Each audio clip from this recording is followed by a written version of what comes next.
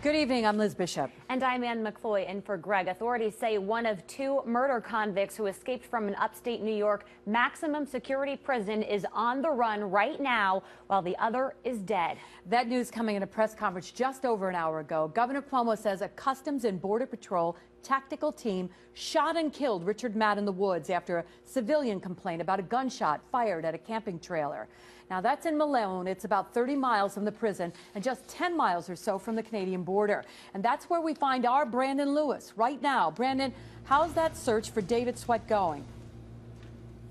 Well, Liz and Ann, it is still going on at this hour. Right now, we're at a roadblock on Route 30, just south of Malone, north of Lake Titus. If you take a look over my right shoulder, you'll see State Fire manning this roadblock over here. Perhaps a little bit of an indication of just how many resources have had to be moved around as part of this search. And all evening long, we've continued to see resources being pulled into this area. In fact, if you look right now, there's a few more resources coming into this area here. This all started around 2 o'clock this afternoon at a cabin when a homeowner noticed a bullet hole in his RV and some items disturbed inside. He then called police.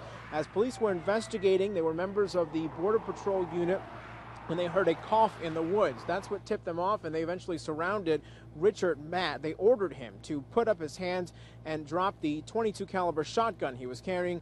They say he didn't comply, and officers with the Customs and Border Patrol were forced to shoot him. He is dead tonight. Now, despite many rumors, there is no evidence that David Sweat was with Matt.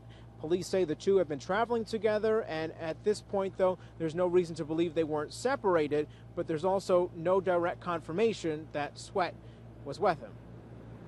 I would ask, though, that we remain vigilant because Sweat is still out there. He's considered dangerous. We're going to continue to look for him and search just as hard until we find him. But please, any kind of sightings, don't approach. Please dial 911 or our tip line, and please let us know about it. Now, a very large perimeter is set up on many of the roads surrounding the woods around here. We passed at least one checkpoint with corrections officers that were staffing it. This is very reminiscent of what we saw near Dannemora in the days immediately following the prison break, and something that they expect to continue through the weekend until they catch David Sweat. We're live in Malone tonight. Brandon Lewis, CBS 6 News at 10. Hey, Brandon, what are the people in that area of Malone saying right now? Yeah, it's certainly been the talk of the town as we were coming up to this area. In fact, there were a lot of rumors. They said, oh, did they catch the second guy? Did they catch Sweat? One person thought that they had him cornered at one point. There were just a lot of rumors this afternoon. That's something that the news conference that was held about an hour and a half ago helped dispel, because there really wasn't that evidence of Sweat. And of course, people were disappointed to hear that. They were hoping this would come to an end tonight. It's been an exhausting 3 weeks for many of the people here, and unfortunately, it's going to drag on, it seems, for at least another night.